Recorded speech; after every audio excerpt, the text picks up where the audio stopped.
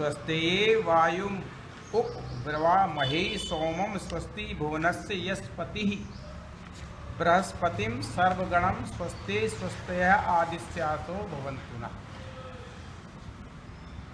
ऋग्वेद जो है, मैंने उस दिन भी आपसे ये कहा था कि ऋग्वेद जो वेद है वो पदार्थ विद्या की स्तुति करता है।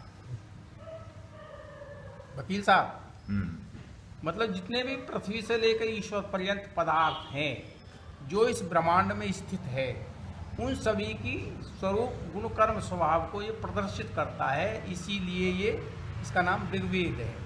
और महर्षि दयानंद ने कहा कि अगर संपूर्ण सभी लोगों को ऋग्वेद को पढ़ करके पूर्ण विद्वान बन जाना चाहिए।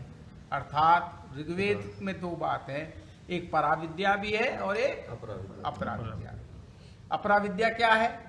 जो सृष्टि है जिसमें चेतनता नहीं है उसको जानना अपराविद्या है। जो इस ब्रह्मांड से, सूर्य से लेकर से सारा ब्रह्मांड है, इसकी रचना को समझना, इसके पदार्थों को समझना, ये अपराविद्या है। और आत्मा और परमात्मा को समझना जिससे परलोक की सिद्धि हो जाएगी, वो पराविद्या है। जिससे परा हो जाए वो पराविद्या है। तो परा अपराविद्या को बिना जाने मनुष्य इही लोक में अगले कर्म को नहीं कर सकता, क्योंकि यजुर्वेद कर्म का विषय है। कर्म जब ही करेगा मनुष्य जब उसको विद्या का ज्ञान होगा। आप मेज जब ही बनाओगे जब मेज में जो प्रयुक्त सामान हो रहा है उस पदार्थ को आप यथावत जान लेंगे, नहीं तो कोई बनने की चीज होगी नहीं। और चूंकि जीव किंचित क्षण मात्र भी बिना क्रिया के रहता ही नहीं है। मन, प्राण, इंद्रियां और शरीर ये क्षण भर भी बिना क्रिया के रहता नहीं है। तो अब क्रिया भी कौन सी हो? जो वेदानुकूल है, अर्थात जो भी ईश्वर के द्वारा प्रदत्त क्रिया है उसको ही आपको करना अभीष्ट है। मैंने आपने कहा कुर्वन् एव कर्म करवाया था ना पिछली बार। कुर्वन् एव कर्म नहीं, कर्म करते करते ही। तो कर्म कैसे करे? जो वेद की आज्ञा है। तो ये ऋग्वेद है वो पदार्थ विद्या का वेद है, और जो यजुर्वेद है कर्म वो क्रिया का वेद है। क्रिया होगी तो कर्म किया जाएगा। इसलिए इसमें जो कह रहा है ये वस्तुए वायुमुप बिर्भामहि सोमम स्वस्ति भुवनस्य यस्पति, ये विद्या की वृद्धि करने का मंत्र है। विद्या की वृद्धि कब होगी? जब विद्या को हम जानेंगे। तो इसमें जो वाचक लुप्तोपमा अलंकार दिया गया है वो कह रहा है, हे मनुष्यो, तुम विद्या को जानकर दूसरों को भी ये विद्या दे करके उन्हें विद्वान बनाओ। तो जो विद्या तुमने जानी है उस विद्या को दूसरों को भी जना करके सभी को विद्वान करो, ये कहता है। स्वस्तये वायुमुप ब्रवामहि सोमम, वो कहता है जो वायु विद्या है, जो प्राण विद्या है और जो ऐश्वर्य की विद्या है, सोमम है ऐश्वर्य, और वायु विद्या। उपमाने नजदीक, ब्रवामहे माने वर्णन करते हैं। हम लोग जो मनुष्य लोगों जो वायु विद्या का और ऐश्वर्य का वर्णन करते हैं, हम लोग आप लोगों के लिए वर्णन करते हैं, तुम भी दूसरों के लिए उसका वर्णन करो। काय के लिए? कल्याण के लिए। तो जब तुम जानोगे तो वायुमुप ब्रवामहि, ब्रवाम कहते वर्णन करना, बोलना। जैसे हमने विद्या को बोला वैसे ही तुम दूसरों को तुम भी इसको बोलो कल्याण करने के लिए। सोमम भुवनस्य यस्पति, जो लोगों का मालिक है। भुवन कहते हैं लोक, जो लोकांतर है उनको कहते हैं भुवन। और जब तीनों लोक मिल जाते हैं तो उसको फिर हम क्या कह देते हैं? ब्रह्मांड कह देते हैं। तो वह परमपिता परमेश्वर यस्पति ही उस लोक का वो स्वामी है। यश पति ही, पति मान रक्षक, पति मान मालिक, मालिक मान राजा। यश भुवनस्य यस्पति और बृहस्पतम का सर्वगणम स्वस्ते स्वस्तया आदित्यासो भवन्तु नः। तो इसमें दो बार स्वस्थे स्वस्थया, एक तो वो निरुपद्रव होना चाहिए, जो कल्याण है वो निरुपद्रव होना चाहिए, और एक वो सुखकारी होना चाहिए।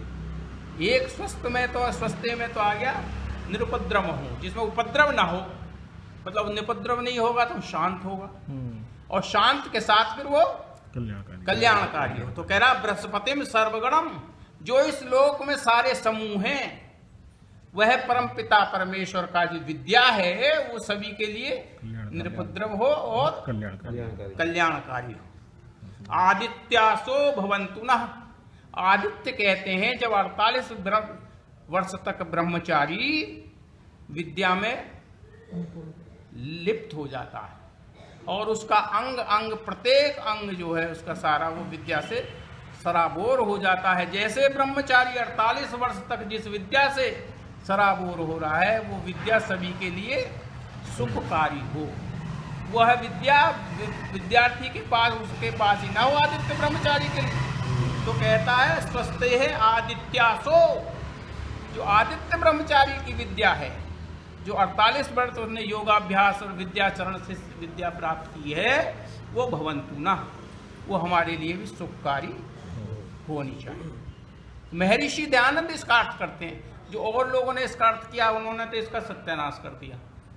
और मुझे ये समझ में नहीं आई कि जब एक महर्षि दयानंद ने जिसका अर्थ किया, जो योगी पुरुष है, जो आप्त पुरुष है, उसके बाद लोगों ने अर्थ करने की कहा, क्योंकि उनकी तो ये बात समझ में आ ही नहीं सकती, वो तो इसका अर्थ का कुअर्थ करते हैं। अब इसमें ये हुआ कि जैसे एक विद्वान लोग किसी से विद्या सीख लेता है तो वह दूसरों को भी विद्या दे करके उस विद्या की वृद्धि करे। तो इस मंत्र में यही है, स्वस्ते वायु को विर्वामहि सोमम स्वस्ति भुवनस्य यस्पति बृहस्पतिम सर्वगणम स्वस्ते स्वस्तया आदित्यासो भवन्तु। यह जो सारी विद्या हम आपसे कह रहे हैं, वह विद्या आप लोग भी दूसरे लोगों से कहें, जिससे वो आपस में एक दूसरे की विद्या जान करके सभी लोग विद्वान हों। बिना विद्वान हुए परमपिता परमेश्वर को जान नहीं सकते। बड़ी एक बहुत बड़ी बात है, परमात्मा से ही परमात्मा प्राप्त होता है। आप बात समझ गए? परमात्मा क्या है? ज्ञान है। और प्राप्त किसको होना है? परमात्मा को, मोक्ष को प्राप्त होना है। तो परमात्मा प्राप्त तव्य क्या है आपको? ईश्वर। और गंतव्य क्या है? अरे आपका गंतव्य क्या है? मोक्ष। मोक्ष क्या है? वो भी परमात्मा है, वही प्राप्तव्य है और वही गंतव्य है हमारा। बात समझ रहे ना? वह परमपिता परमेश्वर ईष्ट जो है वही तो हमें प्राप्तव्य है, प्राप्त करने योग्य है, और उसको प्राप्त करने के लिए फिर वही गंतव्य है। तो ऋषि दयानंद ने बहुत बड़ी बात कही कि वेदों को समझने के लिए वेद को ही जानना पड़ेगा। भैया बात समझ में आई नहीं आई?